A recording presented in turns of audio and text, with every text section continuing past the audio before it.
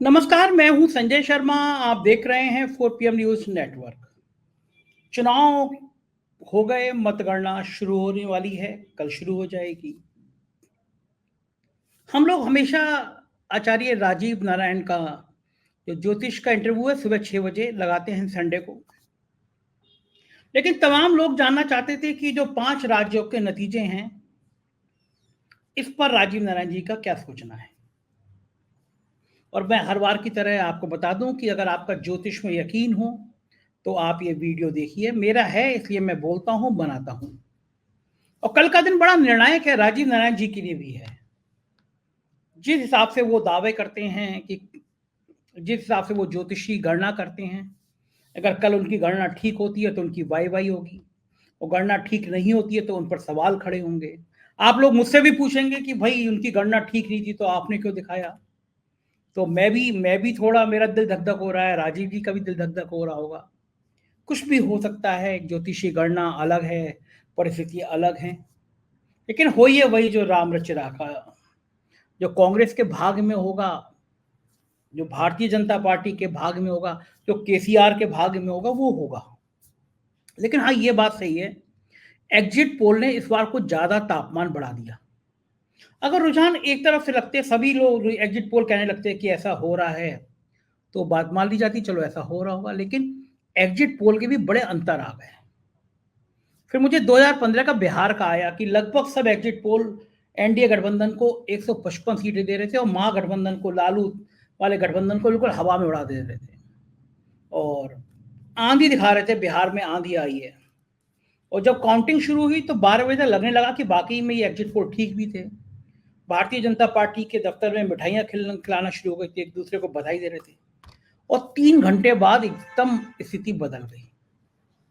जो exit poll 155 दिखा रहे थे वो बीजेपी 55 पे आ गई।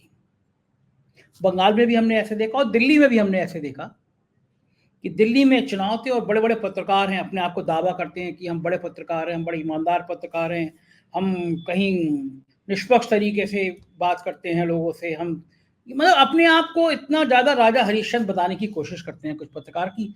उनकी बातें सुन के हंसी आने लगती है। कितने कितने डरे हुए और कितने कुंठित अवस्था में रहते हैं वो पत्रकार भी। दिल्ली में रहते हैं, सारे बड़े पत्रकार दिल्ली में रहते हैं, दावा करते हैं कि हम एक एक चीज का जानते हैं, हम इतने बड़े चैनलों में रहे हैं, हम इतने बड़े चैनलों में हैं। तो उन सब ने कुछ साल पहले कहा था कि दिल्ली में केजरीवाल और बीजेपी में बड़ी कड़ी संघर्ष है। एग्जिट पोल भी ये बता रहे थे। और जब नतीजे आया तो भारतीय जनता पार्टी को 3 सीटें मिली थी। एक कार्टून भी आया था, स्कूटर में बैठ के 3 लोग जा रहे हैं और ये लिखा गया था बीजेपी यानी भाजपा जा रही है पूरी। तो ये एग्जिट पोल कहीं का ईंट कहीं का रोड़ा, भानुमति ने कुनबा जोड़ा, वो कर देते हैं। और जब राजीव नारायण जी से मैंने एग्जिट पोल की बात की तो राजीव जी ने एग्जिट पोल को लेकर भी बड़े खुलासे किए। इस पूरे इंटरव्यू को बड़े ध्यान से सुनिएगा। राजीव नारायण जी के ज्योतिष शास्त्र को, गणनाओं को लेकर बहुत बड़े खुलासे हैं। कल क्या रिजल्ट होगा ये तो कल शाम तक पता चल पाएगा, लेकिन राजीव जी ने अपने ज्योतिष शास्त्र की झलक दिखाई है इस इंटरव्यू में। एक रिक्वेस्ट करूंगा आपसे, अगर आप हमारी ईमानदारी भरी पत्रकारिता को पसंद करते हैं तो नीचे ज्वाइन बटन है, चैनल को ज्वाइन जरूर करिएगा, सब्सक्राइब करिएगा, प्यार दीजिएगा। राज्यों के हमारे चैनल हैं 4 PM यूपी, बिहार, गुजरात, महाराष्ट्र, राजस्थान, मध्य प्रदेश, कर्नाटक, इनको भी सब्सक्राइब करिएगा। आपका साथ बहुत जरूरी है हमारे लिए। चलते हैं सीधे राजीव नारायण जी के पास। राजीव जी, स्वागत है आपका 4 PM में। बहुत इंपॉर्टेंट दिन है, मतगणना है कल। और हम लोग जब बचपन में अंताक्षरी खेला करते थे तो शुरुआत में क्या करते थे, लेकर हरि का नाम, शुरू करो अंताक्षरी, लेकर हरि का नाम, समय बिताने के लिए करना है कुछ काम। और जब इम्तहान देने जाया करते थे तो बजरंगबली के हाथ जोड़ते थे। रास्ते में जितने मंदिर होते थे, मैं ही नहीं शायद सारे बच्चे जितने होते हैं, तो जितने भगवान के मंदिर होते हैं सब पे हाथ जोड़ के जाते हैं कि भगवान जी कल पास करा देना। तो मतगणना वाले दिन मेरा तो कम स्टेक है, आपका स्टेक सब कुछ लगा हुआ है। इतने सारे लोगों ने बात की है कि भैया कल राजीव जी से पूछो, राजीव जी से पूछो, राजीव जी से पूछो। तो हम इतवार की जगह शनिवार को ये बात कर रहे हैं, परिणाम बता रहे हैं। लेकिन पहले मुझे एक बात बताइए, बड़ी कॉमन सी, बड़ी मजेदार बात। जैसे बच्चे होते हैं, उनका रिजल्ट आ रहा होता है तो उनका थोड़ा ब्लड प्रेशर हाई होता है, बड़ी मन में कौतूहल होता है। तो जो ज्योतिषी होते हैं, जब आप लोग ये आकलन करते हैं और जो फाइनल डेट आ जाता है तो उस दिन आपको कैसा लगता है? नहीं, मुझे स्पेशली मुझे कुछ भी डर नहीं लगता है, क्योंकि इतना विश्वास है और इतना मेरा 12-14 वर्ष का जो रिसर्च का अनुभव है, वो बहुत ही साउंड है। और ऐसा नहीं है कि मेरे से मिस्टेक नहीं हुई है, मेरे से 1-2 मिस्टेक हुई हैं। जैसे लोकसभा का चुनाव था 2019 का, उसको मैंने हंग प्रेडिक्शन दिया था और वो मोदी जी को मिली, तो उसमें मोदी जी की हॉरोस्कोप जो मुझे दी गई थी, वो टेक्निकली बाद में मुझे पता लगा ठीक नहीं है, तो एक मिस्टेक वहां थी। दूसरी बात, 2017 के चुनाव में भी आदित्यनाथ के यूपी वाले चुनाव में भी, नहीं सॉरी, अभी ये जो करंट जो हुआ था पीछे जो गया है 2022 वाला, तो उसमें भी जो अखिलेश की हॉरोस्कोप किसी ने दी थी वो भी करेक्ट नहीं थी। तो ज्योतिषी से भी गलती उसी केस में हो सकती है कि अगर आपके पास आंकड़ा, जैसे आप एग्जिट पोल की बात करते हैं, इसी तरह से यह मैथमेटिक्स है। अगर मेरे पास डेटा किसी का गलत आएगा तो मेरी तो उसमें एनालिसिस गलत हो जाएगी, उसका जो विश्लेषण है वो जब गलत होगा तो भविष्यवाणी गलत होने का पूरा पूरा संभावना है। भाई देखिए, हम कोई योगी महात्मा तो है नहीं, त्रिकालदर्शी। और त्रिकालदर्शी की भी बात बता देता हूँ, दर्शक ये समझ लें, ये जितने भी त्रिकालदर्शी योगी महात्मा, वो केवल एक आध बात ही बताते हैं, वो आपको लगातार एट ए लेंथ आपके भविष्य के बारे में नहीं बता सकते। वो तो केवल परमात्मा से एक कनेक्शन हुआ एक फ्रैक्शन ऑफ सेकंड के लिए, तो उन्होंने कहा जा बच्चा तेरा काम हो जाएगा, बस इतना बता पाते हैं और इससे ज्यादा नहीं। लेकिन चूंकि मैंने निरंतर आपके हर प्रोग्राम में कहा ये मैथमेटिक्स है, वेदों का गणित है, तो जब गणित के लिए जितने इनपुट्स अच्छे होंगे, साउंड होंगे, करेक्ट होंगे, उतनी भविष्यवाणी अच्छी होंगी। और ज्यादातर जोशियों के साथ संजय जी क्या हो रहा है, जो पॉलिटिकल जो टीवी चैनल वगैरह पे या यूट्यूब पे आ रहे हैं, वो क्या ना इंटरनेट से कुंडलियां उठा लेते हैं। अब इंटरनेट की कुंडलियां मैंने देखा 99% सब गलत है कुंडलियां।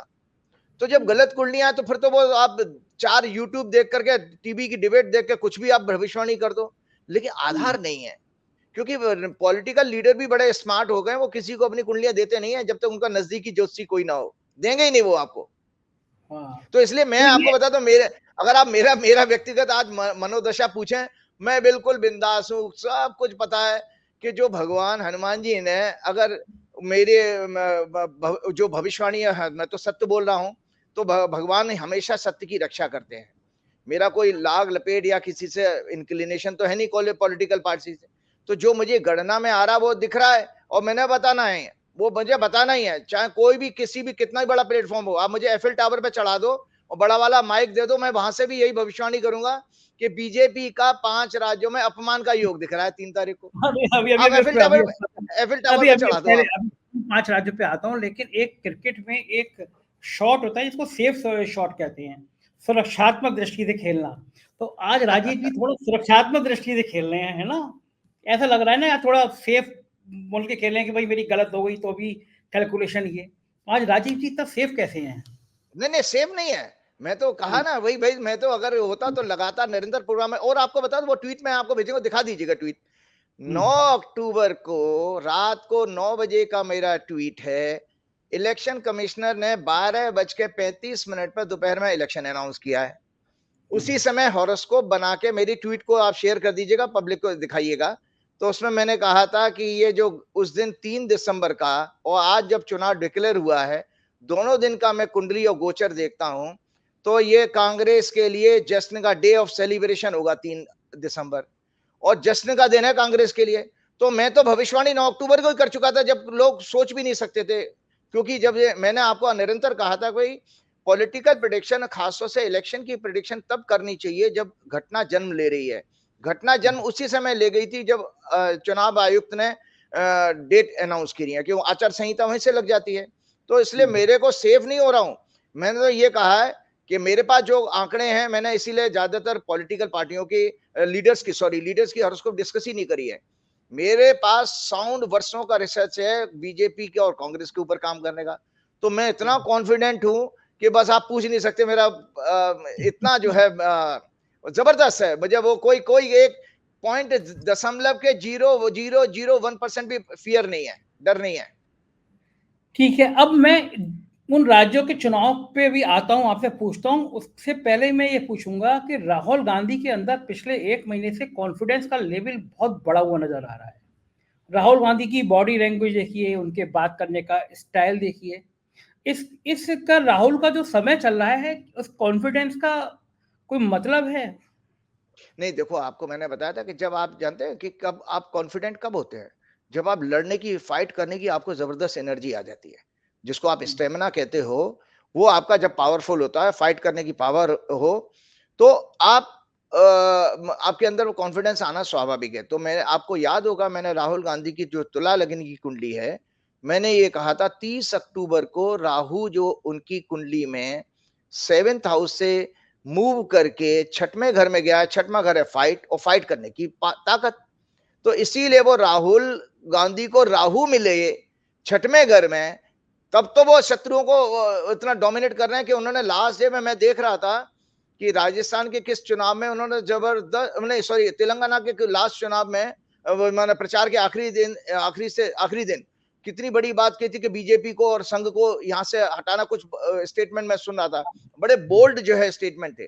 तो ये राहुल गांधी के ग्रह के कारण है, जो उनकी जो महादशा चल रही है, उसके ग्रह के बदलने के कारण राहुल गांधी के अंदर ट्रिमेंडस जो है एनर्जी आपको दिखाई दे रही है। और सबसे बड़ी बात है, उसकी प्रतिष्ठा बढ़ने वाली है कि उसके जन्म के बृहस्पति को, गोचर का बृहस्पति प्रभावित कर रहा है इस समय। ये क्या होता है? भाई ऐसा होता है कि जुपिटर और शनि जो है मेन काल के मेन ग्रह माने गए हैं, क्योंकि एक 16 वर्ष की जुपिटर, शनि। शनि, शनि 19 साल तक रहता है किसी क्या मैंने 19 साल बाद क्या ना 19 साल का उसका मेन पीरियड होता है दशा। और बृहस्पति की 16 बरस है, तो जो 16 बरस और 19 बरस की, और प्रभाव भी ये रहता है कि गुरु जो है 1 साल तक प्रभाव में रहते हैं। पीरियड तो हो गया 16 बरस का, और शनि 2.5 साल तक रहते हैं। तो जिस ग्रह का इतने लंबे समय तक हमारे ऊपर प्रभाव रहता हो, तो उनको बड़ा मेजर प्लेनेट माना गया है, उसी को काल कहा जाता है। तो राहुल गांधी की तुला में जन्म, जब राहुल गांधी का पैदा हुए थे तब तुला में था बृहस्पति, और आज इस समय मेष राशि में है। तो मेष और तुला आमने सामने होते हैं। तो ऐसे में ये कहा जाता है कि जब भी मेरे अच्छा समय आएगा, तो मेरे जन्म का ग्रह, वो बड़े ग्रह एक्टिवेट होंगे।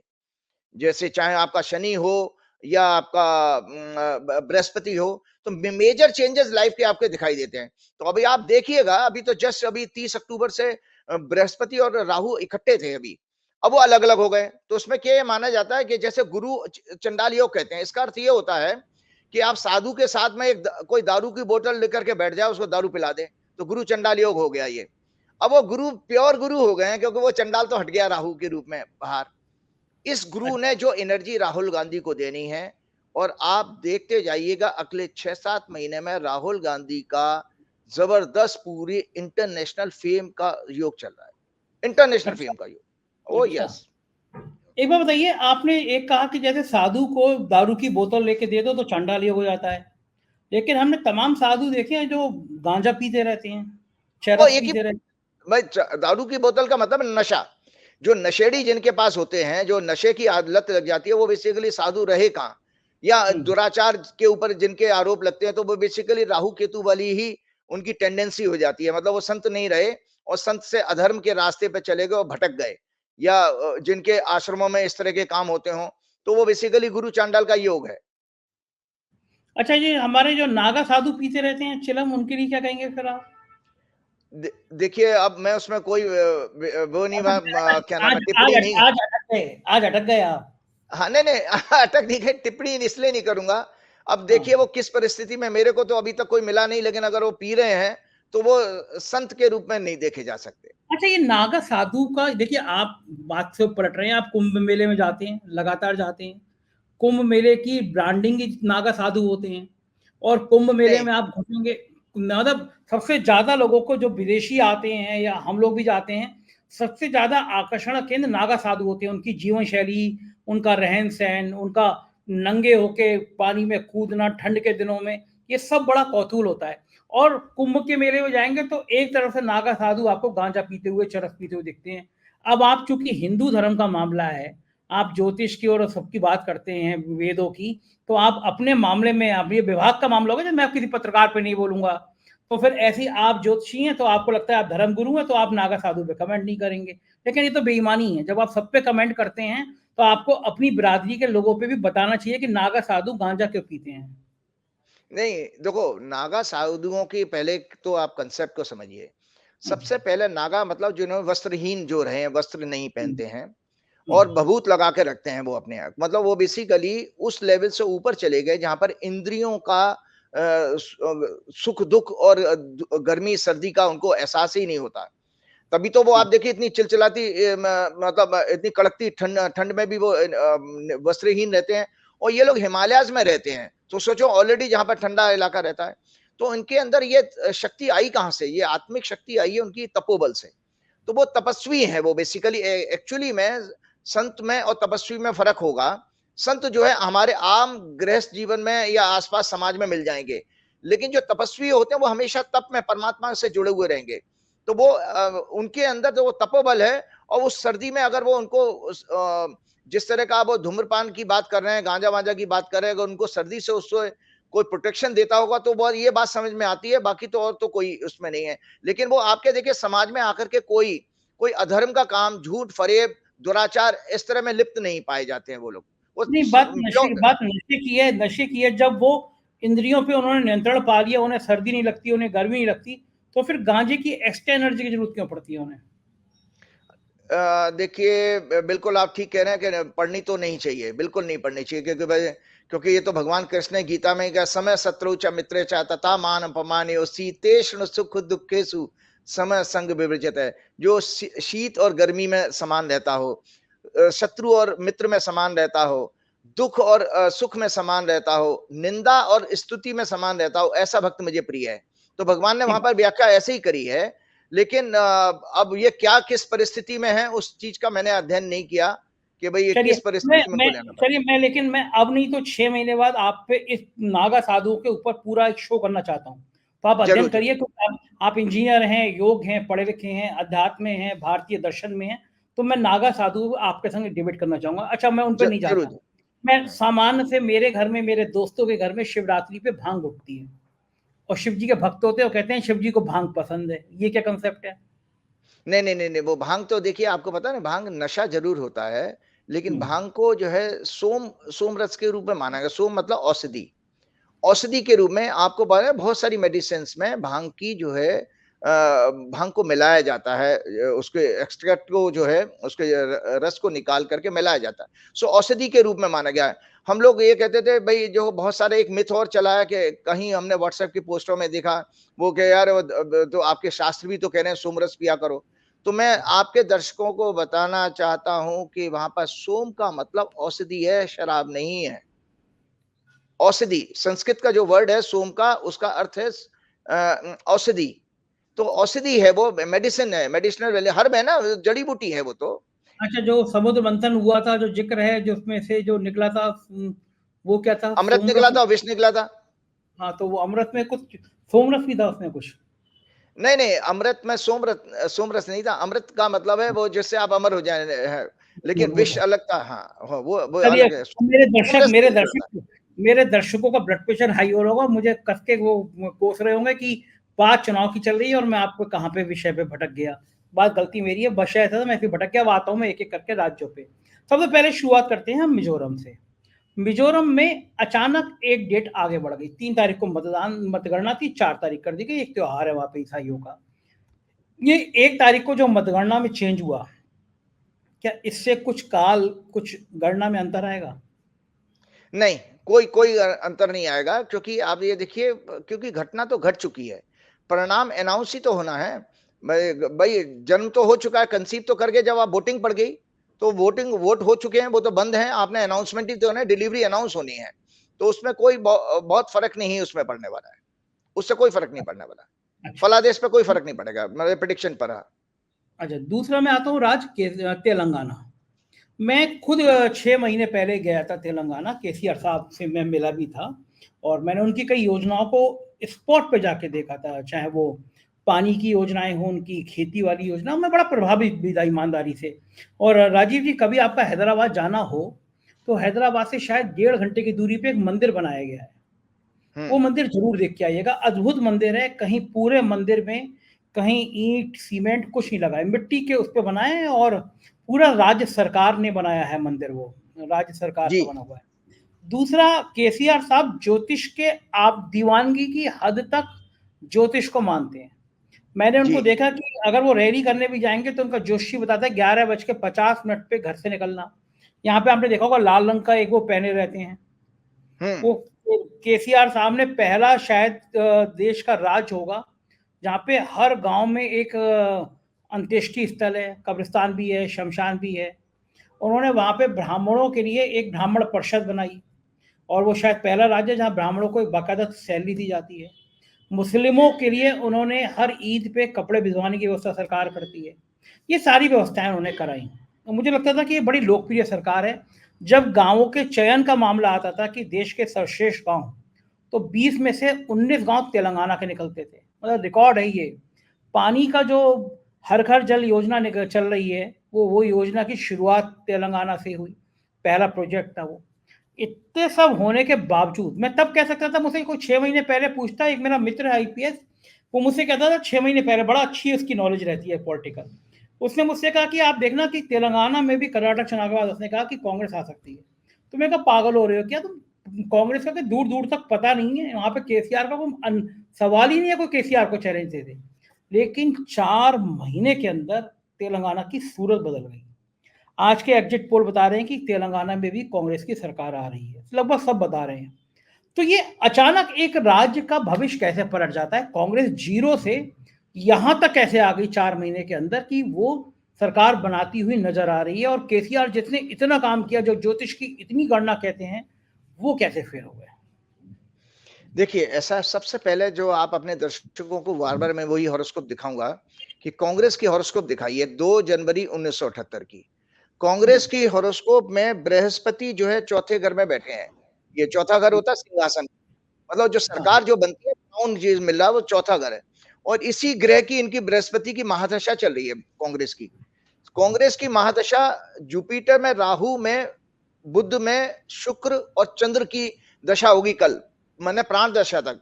5 सेगमेंट में हम ग्रहों के दशा का मतलब होता है एक उन ग्रहों सेकंड का। एक सेकंड एक सेकंड एक सेकंड आप प्लीज जो ग्रह बता रहे हैं, जैसे इतने इतने इकट्ठे हैं, उसका अर्थ भी बताते चलिए कि इस ग्रह में अगर ये इकट्ठे होते हैं तो उसका मतलब क्या होता है। हाँ, तो मैं बताता हूँ। अब चूंकि कांग्रेस की जो लगन है वो मीन लगन है, और मीन लगन का स्वामी बृहस्पति है और उनके चौथे घर में बैठा है। चौथा घर सिंहासन का होता है, मैंने बता दिया। तो ये राजयोग हो गया। जब भी केंद्र त्रिकोण का संबंध बनता है उसी को राजयोग कहते हैं। तो कांग्रेस की जब ये दशा जो शुरू हुई है पिछले 4 बरस पहले, वहां से कांग्रेस का ग्राफ देखिए आप, निरंतर बढ़ रहा है, बढ़ता जा रहा है। आप मतलब अगर आप 4-5 बरस पहले आप चले जाएं तो 3 राज्य भी आपको मिले थे ना, छत्तीसगढ़, मध्य प्रदेश और राजस्थान आपको मिले थे 2018 में भी। तो कांग्रेस का वहीं से राजयोग का टाइम शुरू हो चुका था। तो अदरवाइज आप देखिए कि जब मोदी जी सत्ता में आए थे 2014 में, 15, 16, 17, 18 में खूब चला, इन्होंने खूब चलाया कांग्रेस मुक्त भारत। बीजेपी का एक कैंपेन था ना, और संघ के लोग भी लगे हुए थे कांग्रेस मुक्त। लेकिन आज तो उल्टा हो गया कि बीजेपी का पूरे भारत के नक्शे में से उनका जो सैफरन कलर है, केसरिया, वो कम होता जा रहा है और कांग्रेस का कलर बढ़ता जा रहा है। तो कांग्रेस ने 3 राज्य वहां जीते। तो कांग्रेस की दशा इतनी अच्छी चल रही है कि जिसके अंदर जो है अब उनको निरंतर आगे बढ़ना ही बढ़ना है। और उसके विपरीत जुलाई 2022 से भाजपा के लिए बहुत खराब समय है। तो जब मैंने आपके हर प्रोग्राम में कहा कि जुलाई 2022 के बाद पहली कैजुअलिटी बिहार की सरकार गई थी, जब नीतीश कुमार ने वहां से उनसे अलग हो गए। उसके बाद हिमाचल आया, फिर उसके बाद दिल्ली के एमसीडी के चुनाव थे, फिर उसके बाद आपका ये कर्नाटक हाथ से निकल गया, और अब 5 राज्यों के चुनाव हैं। गुजरात एक अपवाद इसलिए था कि गुजरात में क्या भगवान जाने किया कि मोदी जी ने 40 या 50 रैली करी थी, वो कितने दिन, 30 दिन रहे थे वहां पर। मतलब ऐसा लगा कि मोदी जी शायद वो गली मोहल्ले का चुनाव लड़ रहे हैं, वहां पर स्ट्रीट का चुनाव लड़ते हैं ना जब पार्षद वाला। मोदी जी ने धै रैली पूरा पार्षद का चुनाव बना दिया। अब उसमें ब्यूरोक्रेसी प्रेशर में आ जाती है, और वो सब कुछ क्या है, और 30 साल से पहले ही आज सत्ता में, अगर वहां पर होता। एक सेकंड आपके हिसाब से कि समय खराब था उनका, ग्रह खराब थे उनके, लेकिन मोदी जी पहुंचे और मोदी जी ने पार्षद का चुनाव बनाया और गुजरात जीत लिया। तो मैं दूसरी भाषा में ये कहूं कि मोदी जी इतने बलशाली हैं कि वो ग्रहों को भी चीर सकते हैं। ग्रह खराब है लेकिन मोदी जी पहुंच गए तो ग्रह भी उन्होंने उल्टे कर दिए। मैं इस बात को इस रूप में भी तो ले सकता हूं। नहीं, मोदी जी के ग्रह अगर अच्छे होते तो मोदी जी ने घर घर जाकर के आपका वोट मेरे जाएगा, मेरे मेरे मेरे नाम का वोट, मेरा नाम का वोट है, मुझे मिलेगा।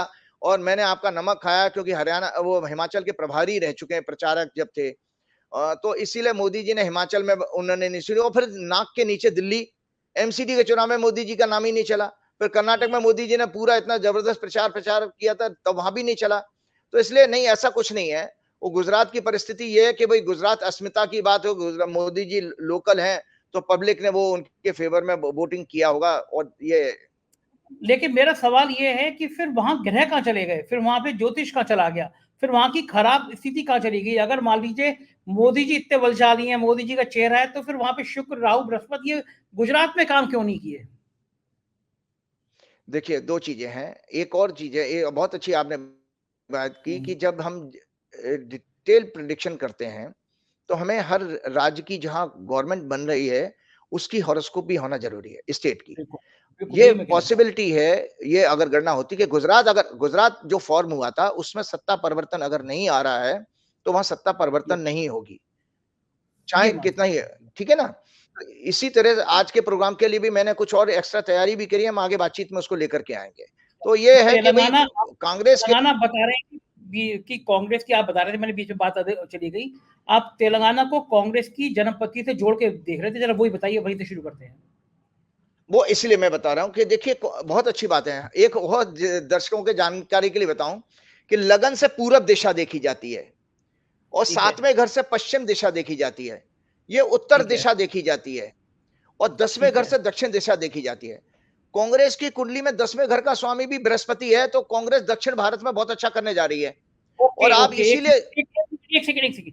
कांग्रेस के 10वें घर में बृहस्पति है, हाँ, और बृहस्पति बृहस्पति की राशि है, बृहस्पति की राशि कांग्रेस को सूट कर रही है, फायदा कर रही है।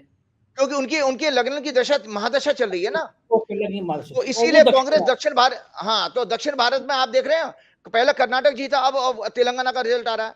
तो हमने पहले देखा कि ये हमारे सबके लिए भी होता है।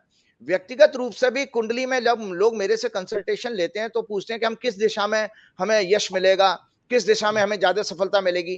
तो हमने ये देखा कि उससे पहले भी आप देखिए, इंदिरा गांधी के टाइम में दक्षिण हमेशा से कांग्रेस का गढ़ रहा था, पहले भी। हाँ, तो इसीलिए कांग्रेस जो है दक्षिण में हमेशा अच्छा करेगी। और जैसी ग्रह की दशा गुरु बृहस्पति की आई है, और आप देखिए दक्षिण भारत कांग्रेस के पास आना शुरू हो गया। सो पहली तो बात यह तेलंगाना में आने का मतलब है कि दक्षिण में चूंकि कांग्रेस की कुंडली सिद्ध कर रही है कि दक्षिण दिशा में उसको यश मिलेगा, उम्मीद से ज्यादा सफलता मिलेगी, उम्मीद से ज्यादा। तो एक बात बताइए कि अभी 5-6 महीने बाद लोकसभा के चुनाव हैं, कर्नाटक और तेलंगाना में सरकार बन जाती है, तो एक बड़ा राज्य है जो बहुत बड़ा भविष्य तय करेगा 2024 की केंद्र की सत्ता की, वो है आंध्र प्रदेश।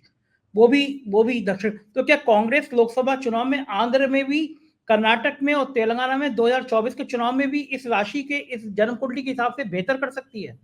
बहुत अच्छा। आप ये देखिए, अगर आप ये लैंडस्लाइड विक्ट्री अगर हम देखिए, कांग्रेस को 2024 के लोकसभा में अगर सत्ता में कोई लेकर के आएगा, तो दक्षिण भारत लेके आएगा। ओके ओके, यानी ये बृहस्पति जो उनके लग्न में है, 10वें घर में है, 10वां घर उनके, मैं भी सीख गया, मुझे भी आपकी भाषा आ गई है ना।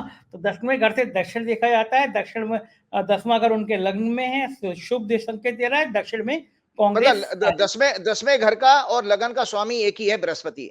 9 नंबर राशि धनु राशि और मीन हाँ। राशि के स्वामी बृहस्पति होते हैं। और तो आपको बता मतलब देना, अगर कांग्रेस एक के चीज होती है स्ट्रेटेजिस्ट, जी राजीव जी, एक चीज समझ, मुझे एक चीज समझ में आई। अगर मैंने साल भर तक आपके संग शो कर लिए, तो फिर अगला शो संजय शर्मा जोशी का हो जाएगा, मुझे तीसरा पढ़ना मुझे भी आने लगा धीरे धीरे। तो आप देखिए, आपने और मेरा, हम दोनों ने केसरिया कपड़ा पहन रखा है आज। हाँ हाँ, दोनों ने कर रखा है, तो इसलिए वो क्योंकि आपने पहले तैयारी कर ली है ना, मेरा जो है असिस्टेंट बनने की। हाँ भाई, वो इसीलिए आगे बस गुरु बन के, और मैं जय हनुमान ज्ञान गुण सागर करूंगा। तो जी जी जी। अच्छा, आपने कहा कि कांग्रेस की राशि में दक्षिण में विजय है, इसलिए तेलंगाना आपको नजर आता है। अब मैं बात करता हूँ छत्तीसगढ़ की। छत्तीसगढ़ में भूपेश बघेल ने छत्तीसगढ़िया नारा दिया, छत्तीसगढ़ की अस्मिता का सवाल किया, और जितने एग्जिट पोल आए हैं सब छत्तीसगढ़ में भूपेश बघेल को जिता दे रहे हैं। छत्तीसगढ़ में मुझे लगता है कि कोई बहुत ज्यादा मेहनत आपको ज्योतिष शास्त्र के हिसाब से करनी भी नहीं पड़ी होगी। जो आपने छत्तीसगढ़ में कुछ अध्ययन किया है राज्य के जनपति के हिसाब से? नहीं, राज्य की जनपति के हिसाब से नहीं। मैं देखिए, ऐसा है कि मध्य भारत जो है, मध्य भारत को हम जब देखते हैं, छत्तीसगढ़ और आपका राज्य मध्य प्रदेश, दोनों मध्य भारत में आए, मध्य भारत का हिस्सा है। तो उस केस में भी आप ये देखिए कि लगभग वो आपका साउथ ये यही पड़ेगा, ये 410 एक्सेस ही पड़ेगी, चौथा 10 की एक्सेस ही ये मध्य भारत है, मतलब कुंडली का जो मध्य स्थान है। तो कांग्रेस के लिए मध्य भारत में भी बहुत अच्छा करने का योग दिख रहा है। और मूल रूप से मैं आपको बता रहा हूं कि अगर आपकी महादशा बहुत अच्छी चल रही है और गोचर में ग्रह अगर आपका राजयोग दिखा रहा है, तो आप पूरे चौतरफा आप जो है आपको सफलता मिलने वाली है। पहला तो मूल जय सिद्धांत लग्नेश की दशा होनी चाहिए, तो कांग्रेस की कुंडली में वो सबसे ज्यादा बड़ा फायदा है। चलिए अब आता हूं सेंसिटिव राज्यों पे। दो राज्य ऐसे हैं जिसके लिए पूरे देश की निगाह लगी हुई है, और मजे की बात यह है कि दो बहुत बड़ी एजेंसी हैं सर्वे की, माई एक्सेस जिसने आज तक के साथ किया, सी वूटर जिसने एबीपी चैनल के साथ किया। दोनों बड़े प्रतिष्ठित चैनल हैं, देश के बड़े चैनल हैं। अब राजस्थान में माई एक्सेस कह रहा है कि सरकार कांग्रेस की आ जाएगी, सी वोटर कह रहा है बीजेपी की आ जाएगी। मैं खुद वहां पे गया और पहली बार मैंने वहां पे सीन देखा। मैं तो 10-12 दिन मैंने राजस्थान में गुजारे, गांव गांव गया, शहर में घूमा, कॉलेजों में गया, ढाबे पे गया, सड़कों पे मैंने लोगों से बात करी। मतलब मेरी बैंड बजी जैसे कहते हैं ना, मतलब रात के 4-4 बजे सफर किया मैंने दूसरे शहर में पहुंचने के लिए। कंटिन्यू काम करता रहा, शायद 5 घंटे 4 घंटे सोए होंगे राजस्थान में हम लोग।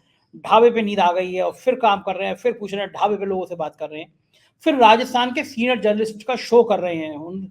हमको लगा जिन्होंने 25-25-30 साल से देखा है राजस्थान, उनसे बात कर रहे हैं। दर्जनों सैकड़ों लोगों से मैंने बात की होगी राजस्थान में। 90% लोगों का कहना था कि चुनाव बड़ा फंसा हुआ है, और ये लोगों का कहना था कि दोनों जन पार्टियों ने निर्दलीय बागियों को इनडायरेक्ट पीछे समर्थन दिया है। हंग असेंबली आएगी, त्रिशंग विधानसभा आएगी, निर्दलीय बागी तय करेंगे। कोई बताने की स्थिति में नहीं था कि कौन जीत सकता है। और जो 5 साल बाद सरकार पलट जाती है, वो हवा भी इसलिए नहीं कह सकता क्योंकि वो हवा दिखती थी पहले, लेकिन वो चुनाव फंसा हुआ है, चुनाव फंसा हुआ है।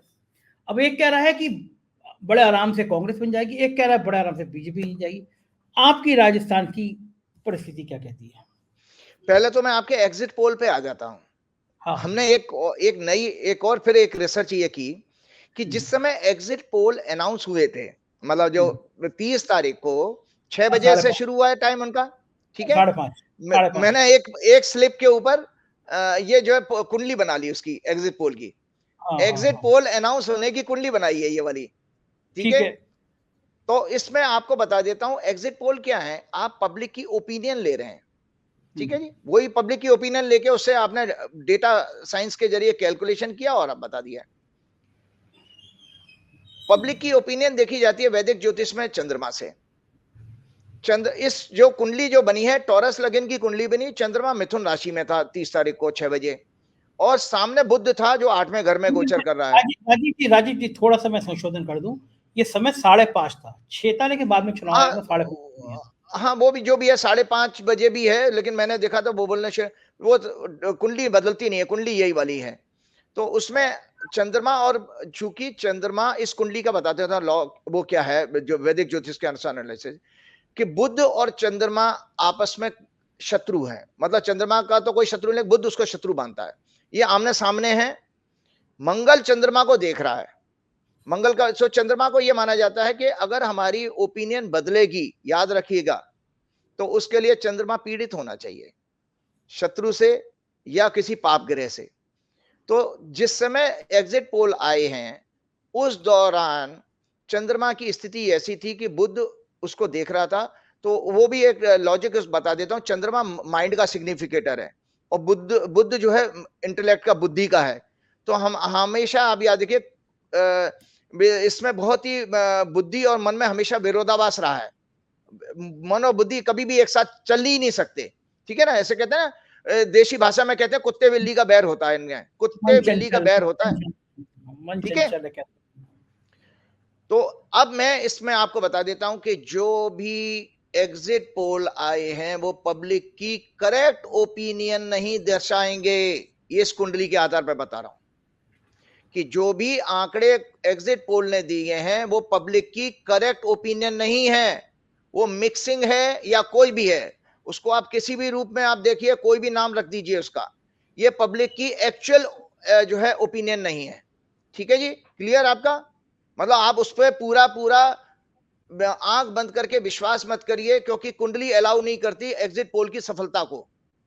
अच्छा, मुझे इसमें एक बात बताइए, जो एग्जिट पोल की आपने जन्म पत्री बनाई है, आप मिक्सिंग कह रहे हैं, ये आरोप लगा रही है कांग्रेस की बीजेपी ने एग्जिट पोल खरीदे हैं, इसलिए खरीदे हैं कि अगर एग्जिट पोल के नतीजे ऐसे दिखा देंगे तो ब्यूरोक्रेसी प्रेशर में आ जाएगी। तो क्या इस कुंडली में ये बात सामने आ रही है कि एग्जिट पोल में भी हेरा फेरी की गई है, खरीदे गए हैं, बेईमानी की गई है, माहौल बिगाड़ने के लिए, माहौल बनाने के लिए इनका इस्तेमाल किया गया, ये भी कोई ग्रह होता है इसमें? देखिए, वो अब ऐसा है, उसके लिए मूल रूप से हमको जाना पड़ेगा, जो मैंने आपको दिखाया, हमेशा ही दिखाया है, ये बीजेपी की कुंडली है। देखिए ना, बीजेपी की कुंडली में प्रयास के घर में वक्री मंगल, राहु, वक्री बृहस्पति, वक्री शनि और चंद्रमान का नीच का रोग के घर में। तो बीजेपी की टेंडेंसी हमेशा मैनिपुलेशन की होगी। तो ये जो है, बिल्कुल आपकी बात सच है कि बीजेपी कोई मौका नहीं छोड़ेगी चुनाव को रिगिंग करने का, चुनाव को प्रभावित करने का, किसी भी तरह के षड्यंत्र का। और बल्कि जो सरकारें बनेंगी भी, उनको भी आगे बीजेपी से सावधान रहना पड़ेगा, क्योंकि बीजेपी वो हर हथकंडा अपनाएगी उनको सैबोटेज करने का, रिजल्ट का। और आपको मैं बता देता हूं कि बात आपकी बिल्कुल ठीक है। मैंने चुनाव आयुक्त को मैं जानता हूं, इलेक्शन कमिश्नर को, मैंने कल ही उनको एक पोस्ट भेजी थी कि ये फर्जीवाड़ा है, एग्जिट पोल बैन होने चाहिए देश के अंदर से, क्योंकि इसके जरिए निरंतर जो है एक प्रयास हो रहा है कि ब्यूरोक्रेसी को, लोकल ब्यूरोक्रेसी को इन्फ्लुएंस किया जाता है। और जिसमें जो आपकी बाउंड्री लाइन वाली विक्ट्री के जो पिछले बार आपको आंकड़ा मिल जाता है कि 30-40 सीटें जिसमें आप 2000 से 2500 के बीच में जो विक्ट्री हुई है, उसमें डीएम की पावर चलती है। और आपने देखा ही उत्तर प्रदेश में किस तरह का जो है आपके लोकल बॉडीज के इलेक्शन होते हैं, तो कैसे डीएम और एसपी वहां पर वोट ही नहीं पड़ने देते हैं। तो काउंटिंग में हेरा फेरी का ये जुगाड़ बनाते हैं ये आपके एग्जिट पोल। और कहां पर बनाएंगे? जहां पर ब्यूरोक्रेसी उसी गवर्नमेंट की है जिसका स्टेक दांव पे लगा हुआ है। जैसे मध्य प्रदेश में बीजेपी अच्छा, की गवर्नमेंट है। एक बताइए, मुझे बताइए, एग्जिट पोल में ऐसा कौन सा ग्रह है जो एग्जिट पोल को बेईमानी के लिए प्रेरित करता है कि तुम मिक्सिंग कर दो, तुम बेईमानी कर दो? आपने जो जन्म पत्री बनाई है, जन्म कुंडली बनाई है, इसमें कोई ग्रह ऐसी जगह बैठे हुआ है जो एग्जिट पोल को ये कर रहा है कि भाई तुम बेईमानी कर सकते हो, तुम भ्रष्टाचार कर सकते हो? नहीं नहीं, ये नहीं कर सकते। वो बेईमानी का मैंने बताया ना, बेईमानी का सोर्स वो बीजेपी करवा रही है उनसे, बीजेपी तो करवाई है, एग्जिट मतलब पोल, ये। कोई ग्रह तो होगा और एग्जिट पोल की जन्म पत्री में हाँ जो हाँ, ये वो ऐसा संकेत। देखिए, ऐसा एग्जिट पोल जो बना था उसमें बुद्धि का भाव जो है वो राहु से पीड़ित है। तो इसके लिए मतलब वो अच्छा। आपकी बुद्धि खराब होती है, तभी तो आप ऐसी चीजों में, ऐसे कॉन्स्पिरेसी में आप पार्टिसिपेट करते हो। एक बात और बताना चाहता हूं आप लोगों को। आपको याद होगा 2022 का चुनाव, 2017 के चुनाव के टाइम, 2022 में 2022 में जो यूपी का जो चुनाव हुआ था, आपके अनूप कुमार पांडे एक चीफ सेक्रेटरी होते थे। हाँ, निर्वाचन आयुक्त हैं, हाँ, चुनाव आयुक्त। और उनको इलेक्शन कमिश्नर बना दिया बीजेपी ने, और इलेक्शन से पहले बनाया था भाई साहब। तो इसलिए आप देखिए वो यूपी के चुनाव को मैनिपुलेट करने के लिए उस व्यक्ति को आप इलेक्शन में, आज आरोप लगा रहा हूं इलेक्शन कमिश्नर्स के ऊपर कि किस तरह से ये अपने आप को कंप्रोमाइज करते हैं। अनूप कुमार पांडे आके ईसी बनते हैं, जो अभी रिटायर हो जाएंगे जनवरी में, 2024 का चुनाव नहीं करा पाएंगे ये, उससे पहले रिटायर हो रहे हैं। तो अनूप कुमार पांडे आकर के जिस व्यक्ति को जिले की और गली मोहल्ले तक की जानकारी हो, उसको तुम इलेक्शन कमिश्नर बना के लेके आए हो इलेक्शन, यूपी के इलेक्शन से पहले। तो ये बीजेपी की, ये किसने किया? केंद्र सरकार ने। आप बताइए, आप मेरे मित्र के लिए ऐसी बातें कर रहे हो, मैं चला रहा हूँ। अनूप पांडे जी मेरे बड़े अच्छे दोस्त हैं, 4 पीएम के होंगे, बड़े लेकिन दीवाने, ठीक बात है। 4 देखिए, पीएम अगर 4 आप वो पीएम पद पे 4 बैठ पीएम के करके बड़े 4 पीएम के बड़े, दुरुपयोग करेंगे तो। बता दो राजीव जी, मतलब ठीक है आपकी बात, 4 पीएम के बड़े दीवाने थे। जब वो यहाँ चीफ सेक्रेटरी थे, तो अगर 4 पीएम लेट हो जाता था ना, तो उनके घर से फोन आ जाता था। मतलब उनके परिवार के लोगों को, भाभी जी को 4 पीएम इतना पसंद था अखबार, अगर मेरा खोकर नहीं गया तो बाकायदा सूचना में फोन आता था कि 5:30 बज गए, आज 4 पीएम नहीं आया। तो अरुण पांडे जी, काम के बारे में मैं कोई टिप्पणी करूंगा, व्यक्ति का व्यवहार बहुत अच्छे थे, लेकिन हाँ, ये बात सही है कि उनको बनाया इसलिए था कि यूपी का चुनाव सिर पे था, और यूपी का चुनाव बड़ा प्रेस्टीज था। तो इसका मतलब जो एग्जिट पोल आप बता रहे हैं, ये आपने बताया ये राहु से पीड़ित है। और ये कौन से हाँ, घर में राहु है, कौन से घर में राहु है? मैंने पहले तो कहा कि पब्लिक की ओपिनियन का गृह पीड़ित है। पब्लिक अच्छा। की ओपिनियन, तो इसका मतलब पब्लिक ने ओपिनियन सही नहीं दी है, या इन्होंने पब्लिक की ओपिनियन सही ली नहीं है। दोनों ही बातें हैं। पब्लिक की ओपिनियन ली नहीं गई है, या पब्लिक की ओपिनियन इनको गलत मिली है। जैसे वो बहुत सारे लोग आज के यूट्यूब, मतलब सोशल मीडिया के बाद बड़े लोग स्मार्ट हो गए हैं, माइक के सामने वो बताएंगे नहीं किसको वोट दिया है। ठीक है ना, ये बात सही तो वो आपको है। एक्चुअल ओपिनियन मिली नहीं, तो इसीलिए इसमें बदलाव का पूरा गुंजाइश है। कल जो रिजल्ट आएंगे इनसे थोड़े डिफर जरूर आएंगे, जरूर जरूर डिफर आएंगे, राजस्थान, कोई लेकिन भी वो किससे हाँ। डिफर, लेकिन किससे डिफर आएंगे? एक एग्जिट पोल कांग्रेस की बनवा रहा है, एक एग्जिट पोल बीजेपी की बनवा रहा है, तो डिफर किससे आएंगे? वो तो अब ऐसा है, मैं आपको बता रहा हूँ, वो होता था ना, हम लोग जब 3 पत्ती का गेम खेलते थे ना, 3 पत्ती हाँ वाला जो, तो उसमें कभी कभी होता है ना, बराबर वाले पार्टनर से आप मिला लेते हो कि भैया चल तू भी अपने पत्ते मिला ले, हमें भी हाँ। मिला ले, मिला ली। तो इसमें लगता है, इसमें ये लगता है एग्जिट पोल अच्छा एजेंसी ने अच्छा, आपस में मिल गया। अच्छा ये बताइए, मिल गया। एक ज्योतिषी को फ्लश भी आती है, जुआ भी आता है? आपको कैसे पता नहीं तीन जुआ पत्ती नहीं, में? ये तो कॉमन है भाई। देखिए जोशी की बात नहीं है आपके, ये तो हमारे बचपन के एक एंटरटेनमेंट के साधन रहे हैं हम लोग, जब जब आप बिना इंजीनियर हुआ करते पैसे थे, जब आप इंजीनियर हुआ करते थे, हॉस्टल में के, खेला करते होंगे। जब भी घर की रिलेटिव्स की गैदरिंग होती थी तो लेके बैठ दिवाली जाते, बिना दिवाली पैसे की आप खेलते थे। हाँ दीपावली बिल्कुल पे, बिल्कुल। दीपावली पे आमतौर पर जुआ होता है, ताश खेले जाते हैं हर एक घर में। जी जी अब जी। मैं जीता हूँ इस बार खूब सारा जीता हूँ। मेरे घर पे, मतलब मेरे पड़ोसियों क्या होता था, मैं खूब, हर हर घर में होता है। एक बात बताइए राजीव जी, तो आप राजस्थान में बताइए मुझे कि किसका किसका सर्वेक्षण ठीक होगा? मतलब एबीपी का ठीक होगा, आज तक का ठीक होगा, सरकार किसकी बनेगी वहां पे? मैं किसी एजेंसी पे नहीं जाता हूँ, बीइंग ए एस्ट्रोलॉजर मुझे अपनी ज्योतिष की गणना पर ही बात करनी है। और ठीक मैं है। ज्योतिष की गणना आज अपने दर्शकों के सामने एक 2 आंकड़े और लेकर के आया हूं। एक मुझे अशोक गहलोत जी की हॉरोस्कोप किसी पत्रकार, सीनियर पत्रकार के जरिए मिली। उनका जन्म 3 मई 1951 का, 3 मई 1951, जोधपुर का उनका जन्म है। उनकी मिथुन लगन की कुंडली है। वर्तमान में उनकी दशा जो है, राहु में बृहस्पति में शुक्र की चल रही है। और दूसरी कुंडली मैंने फॉर्मेशन ऑफ राजस्थान, राजस्थान कब बना था? राजस्थान बना है 30 मार्च 1949 को, 30 मार्च 1949 को राजस्थान बना। इन दोनों कुंडलियों को जब मैं अध्ययन करता हूं तो पहली बात आपको बता देता हूं कि जो राहु, इनकी दशा जो चल रही है अशोक गहलोत की, वो राजयोग की दशा चल रही है इस समय। अच्छा। इसका मतलब है उनको सत्ता आने वाली है, तभी तो राजयोग है। अगर अपमान की होती तो वो अपना बोरिया बिस्तर लपेट के चले जाते, क्योंकि उनकी जो राहु की दशा चल रही है, और राहु उनके 10वें घर में गोचर में आ गए हैं अभी। क्योंकि मिथुन लगन की कुंडली में मीन राशि 12वें 10वां हाउस बनती है, 10वें में राहु अभी आए हैं 30 अक्टूबर को। उसके बाद बृहस्पति की दशा चल रही है, बृहस्पति उनके लाभ के स्थान में है, 10th लॉर्ड इन 11th हाउस। तो अशोक गहलोत की हॉरोस्कोप ये इंडिकेट करती है कि अशोक गहलोत का राजयोग या उनकी पुनर्वापसी होने वाली है राजस्थान में। साथ में एक छोटी सी कमी आती है, जो आपने, जैसा आपने सर्वे किया था, एक इसमें मेरे जो राजस्थान की कुंडली बनी है वो वृश्चिक लगन की कुंडली है, और इनकी कुंडली में 10वें भाव में शनि रहा है 1949 में, और शनि आज की डेट में गोचर कर रहे हैं 7वें उनके चौथे भाव में। चौथा भाव होता है मतलब शनि सत्ता का कारक दिखाई दे रहा है, सत्ता के हाउस को इन्फ्लुएंस कर रहा है। 11 दिसंबर से शनि की एक सूक्ष्म दशा शुरू हो रही है। तो मैं आज अपनी भविष्यवाणी ये बताता हूं कि राजस्थान की जो परिणाम है वो एक ऐसे क्लोज परिणाम आते हैं जिसमें कि बनाएंगे सरकार अशोक गहलोत, लेकिन उनको बनाते बनाते 11 दिसंबर तक आ सकते के आसपास आ जाएंगे, क्योंकि 11 दिसंबर में जब तक शनि की दशा नहीं शुरू होगी तब तक सेम सरकार नहीं आ रही है। आप मेरी अरे बात को समझ लें दर्शक, अच्छा, कि परिणाम क्लोज हैं, सीटें कुछ कम हैं, लेकिन सरकार अशोक गहलोत बनाने जा रहे हैं। और एक गजब ये आपने राजस्थान का धमाका कर दिया। अगर कल ये हो गया तो मतलब आपको तो लोग लेंस लगा के ढूंढेंगे कि कहाँ गए राजीव जी। आप कह रहे जी हैं जी कि बिल्कुल 3 दिसंबर को चुनाव परिणाम, राजस्थान के चुनाव परिणाम कांग्रेस के पक्ष में आएंगे, पूर्ण बहुमत नहीं होगा, सरकार बनाते बनाते 11 दिसंबर तक डेट आएगी, 11 दिसंबर तक अशोक गहलोत विधायकों का इंतजाम कर लेंगे और फिर सरकार बना लेंगे।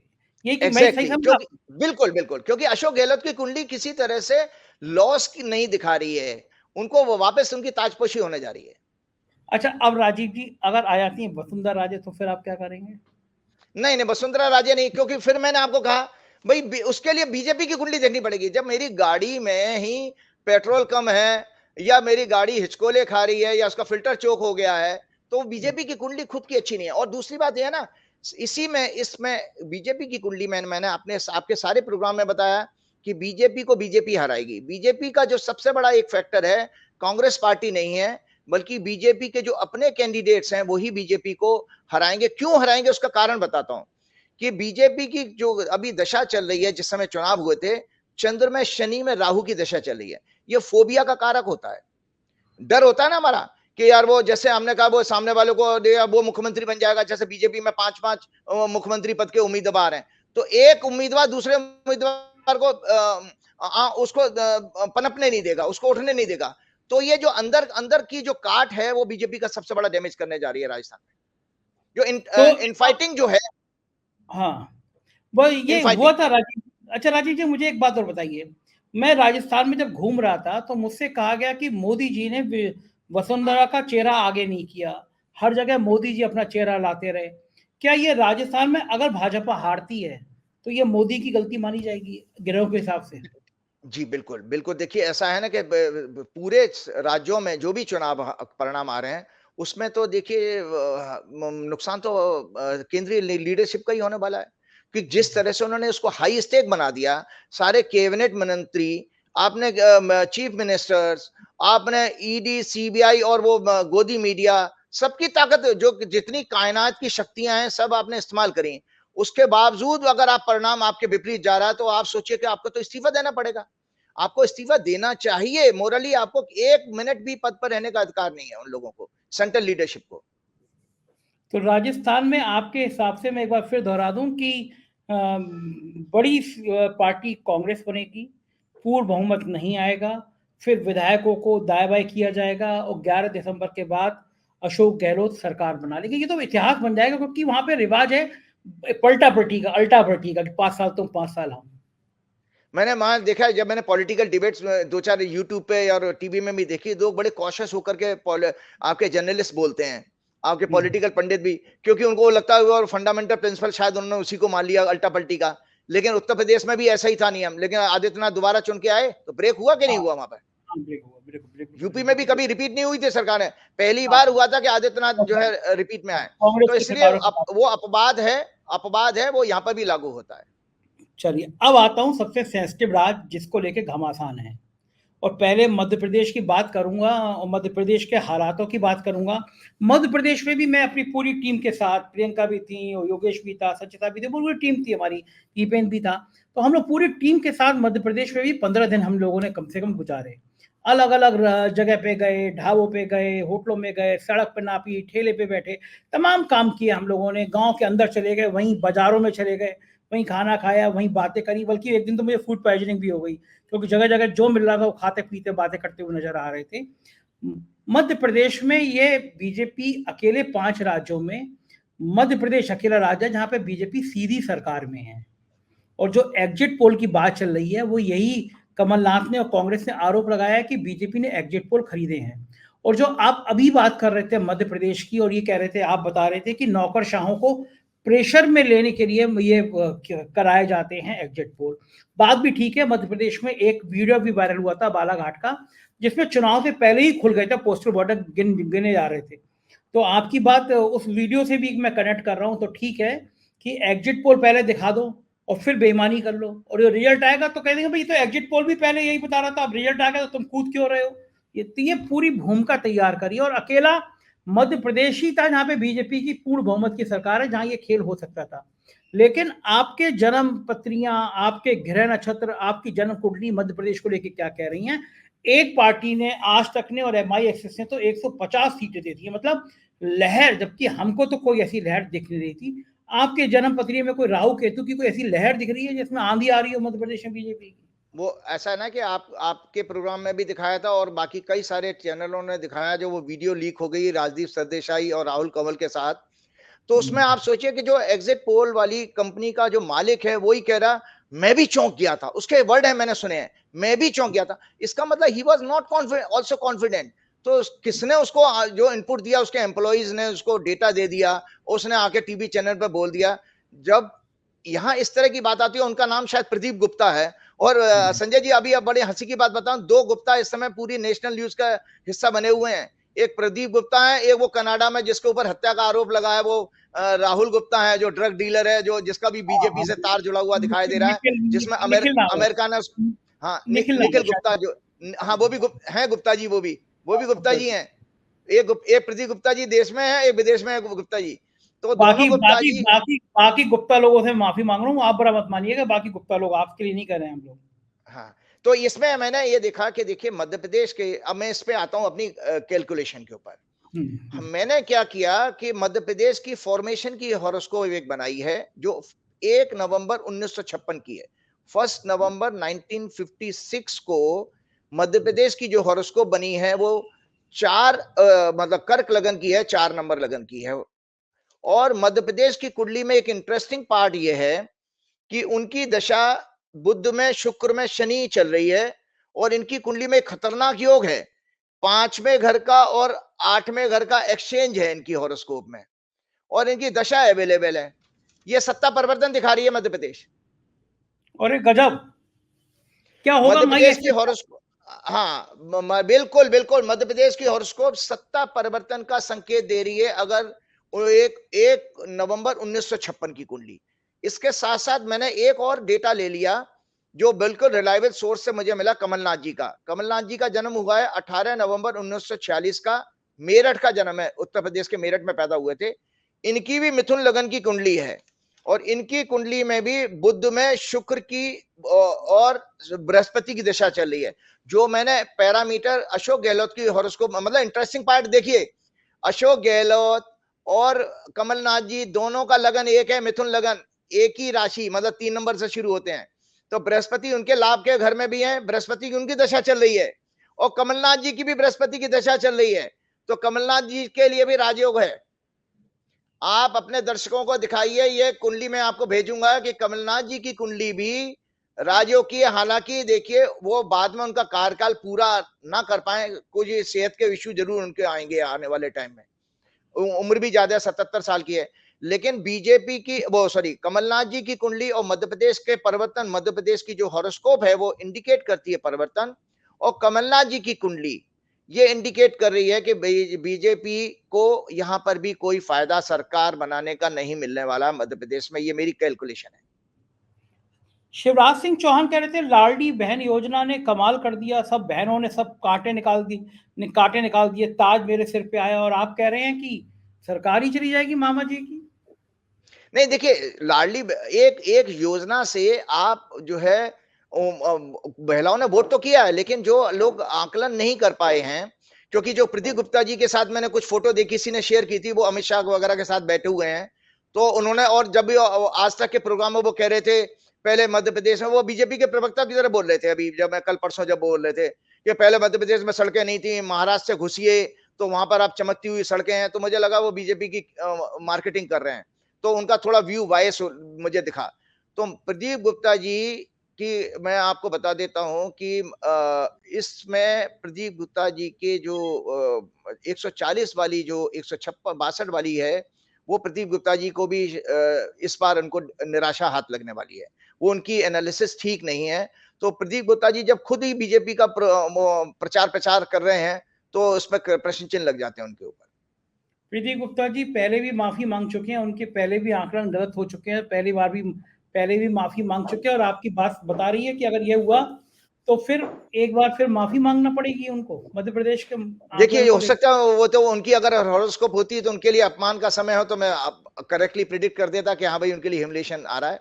लेकिन मुझे तो मैं अपने आप को रेस्ट्रिक्ट करता हूं मध्य प्रदेश की कुंडली पर और कमलनाथ जी की कुंडली पर। ये दोनों कुंडलियां भी एक कांग्रेस के लिए एक शुभ समाचार मध्य प्रदेश से लेकर के आ रही है। अब मुझे ये बताइए कि अगर मध्य प्रदेश में ये हाल हो जाएगा तो फिर मामा जी ने जो इतनी मेहनत करी है 5 साल, उस मेहनत का क्या होगा? मध्य प्रदेश तो बड़ी उम्मीद लेकर आया 2024 में, क्योंकि 2019 में एक सीट छोड़ के मध्य प्रदेश में सब बीजेपी जीत गई थी लोकसभा के चुनाव।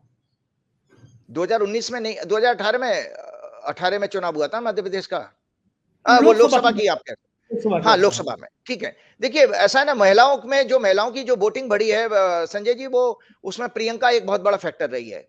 आप राजस्थान में जाइए या आप मध्य प्रदेश में जाइए, क्योंकि प्रियंका ने, मैंने जब जो जितने भी उनके 2-4 वीडियो सुनी थी, प्रियंका एकमात्र देश की लीडर थी जिसने महिलाओं की रसोई के ऊपर ही बात करी है। सारी रैलियों में तुम अपने बच्चे कैसे पालोगी, तुम्हारे को भी तकलीफ होती होगी, इतने में खर्चा चलाना, गैस महंगी है, बच्चों की शिक्षा में भी दिक्कत। तो ये कॉमन मुद्दे महिलाओं को टच करके उससे जोड़ के गए हैं। तो ये केवल लाडली योजना के कारण महिलाएं ज्यादा आई हैं, इसको मैं नहीं देखता, क्योंकि प्रियंका की हॉरोस्कोप में बहुत अच्छे ग्रह की दशा शुरू हो चुकी है अक्टूबर के फर्स्ट वीक से। तो प्रियंका के कारण, प्रियंका एक बड़ा फैक्टर है लेडीज को वोट डालने के लिए लेकर के आने वाला। तो अगर आप तो मध्य प्रदेश में डिब्बा गोल और ये बड़ी परेशानी हो जाएगी। अब मैं अगर टोटल सीन पे बात करता हूं तो पांचों राज्यों में भारतीय जनता पार्टी के कल कार्यालय में मातम छा जाएगा। प्रधानमंत्री जी तो दुबई निकल रही है, तो फिर यहाँ का मातम कौन झेलेगा? जो कोई भी झेले। आपको यह पता है ना, आपने अपने प्रोग्राम में मैंने आपको पहले ही बता दिया था, अपने 2-3 प्रोग्राम में मैंने कहा देखिए संजय जी, मेरी भविष्यवाणी है कि कांग्रेस के लिए जश्न का दिन है। तो जश्न का अर्थ क्या होता है कि भाई 2 राज्यों में उनकी पहले ही अभी 5 में से सरकारें हैं, छत्तीसगढ़ में और राजस्थान में। अब 2 से मेरी ज्यादा बढ़ेंगी तभी तो मैं जश्न मनाऊंगा। 2 की 2 आई तो मैं तो वहीं रहा, न्यूट्रल रहा। तो कांग्रेस तो अप जा रही है और बीजेपी नीचे जा रही है। तो बीजेपी के लिए बहुत अच्छा दिन नहीं है कल, क्योंकि कल उनका जो सूक्ष्म दशा है वो शनि की है, मानसिक पीड़ा का योग बन रहा है कल उनका। ओहो ओहो, एक जाते जाते चैलेंजिंग भविष्यवाणी, और आज मेंटली प्रिपेयर होकर के आया हूं, आपको बताने जा रहा हूं। झटका दे रहे हैं आज आप लगातार। कायनात की सारी शक्तियां, मतलब संसार की सारी शक्तियां, आरएसएस हो, भाजपा हो, इकट्ठी कर लें, 2024 के चुनाव में भाजपा वापस नहीं आ रही है। ये मुझे कैलकुलेशन मुझे कंफर्म हुई है इनके वर्षफल से, जो 6 अप्रैल 2024 को शुरू होगा। लोकसभा का चुनाव उसी के बाद आ रहा है। मृत्यु तुल्य कष्ट है भाजपा के लिए। अरे बाप, 2024 6 अप्रैल 2024 के बाद, अगर चुनाव अप्रैल के बाद होते हैं, भाजपा के लिए बहुत ही खराब समाचार है, भाजपा सत्ता में वापस नहीं आएगी। अरे गजब, और गजब। आप देखिए, आपको याद होगा, आपने कहा था कि बड़ा स्पेसिफिक होकर के मैंने कहा 6 सितंबर, आपने प्रोग्राम में डाला भी था कि 6 सितंबर के बाद भाजपा के खराब दिन शुरू हो रहे हैं। अब आप बताइए इससे ज्यादा खराब दिन शुरू क्या होंगे? 3 लोग हैं यहाँ ताकतवर, एक वो तीसरे सज्जन जो विदेश में घूमते रहते हैं, एनएसए के नाम से जाने जाते हैं। आज भाई साहब उनकी नौकरी खतरे में है, क्योंकि अमेरिका ने सीनेट में अब उनकी वो प्रोसीडिंग शुरू हो जाएंगी। तो ये जिस तरह से आपने विदेश में रह के लोगों की मतलब हत्याएं करवाई हैं, हर देश को लिए ये चिंता का विषय बन गया। आप किसी की कंट्री में घुस करके क्यों किसी को मरवा सकते हो? आप, वो वहां का नागरिक है। तो अमेरिका ने इसको बहुत सीरियसली लिया, कनाडा को तो आपने दबा लिया। लेकिन विदेश नीति के मामले में मोदी सरकार को अब तक का 9 साल का सबसे बड़ा झटका है कि अमेरिका जैसा दुनिया का सबसे ताकतवर देश, उसने आपको ऊपर प्रश्न चिन्ह लगा दिया। आज के टाइम्स ऑफ इंडिया में मैंने पढ़ा है संजय जी, एनएसए डोवाल के ऊपर ये बात आने वाली है अभी इसमें। बाप रे बाप। चलिए राजीव जी, इंतजार करेंगे रिजल्ट का, और चलते चलते हनुमान जी की 2 लाइनें सुना दीजिए, आपके मुंह से बड़ी अच्छी लगती हैं फिर वो। जय हनुमान। एक मैं जाते जाते ये बोलना चाहता हूं कि देखिए हमारा जो ब्रेन है वो 2 पार्ट में है। 88 to 90% सबकॉन्शियस माइंड होता है और 10 to 12% कॉन्शियस माइंड होता है, चेतन जो अवस्था है। और वो चेतन अवस्था जो है वो बेसिकली कैसे जागृत होती है? वो भक्ति से जागृत होती है। तो तुमरो मंत्र विभीषण माना, लंकेश्वर भय सब जग जाना। तो इसका मतलब है कि जब तुम्हारे मंत्र को, हनुमान जी के मंत्र को विभीषण ने भी धारण किया तो वो लंकेश्वर हो गए। इसीलिए हनुमान जी की भक्ति में रहिए। कल भी जो सत्ता आ रहा है उसमें भी हनुमान जी का आशीर्वाद है। मैं जो भी कुछ बोल रहा हूँ वो भी हनुमान जी के आदेश पे ही बोल रहा हूँ और हनुमान जी कहलवा रहे हैं। इसीलिए एक साथ मेरे साथ अंतिम में प्रार्थना आप गा सकते हैं। पवन तने संकट हरन, मंगल मूरत रूप, राम लखन सीता सहित हृदय बसौ सुरभूप। भूप का मतलब होता है राजा, कि हे प्रभु आप अकेले मत आओ, राम सीता और लखन के साथ में आके मेरे हृदय में वास करो। जय श्री राम, जय हनुमान। बहुत शुक्रिया, शुक्रिया आपका। तो ये थे राजीव नारायण जी, आपने सुना कि क्या बढ़िया शानदार बातें कर रहे थे। अब क्या होगा नेचुरली, अगर कल राजीव नारायण जी की बात सही निकल जाती है तो बम हो जाएगी, राजीव जी के चाहने वालों की संख्या में और दुनिया भर में ब्रांडिंग हो जाएगी, और अगर गलत निकलेगी तो राजीव जी भी सवालों के घेरे में आएंगे, और कहीं ना कहीं मैं भी सवालों के घेरे में आऊंगा। लेकिन कल क्या होता है देखते हैं, कल फिर मिलेंगे। प्यार बनाए रखिएगा। शुक्रिया, थैंक यू।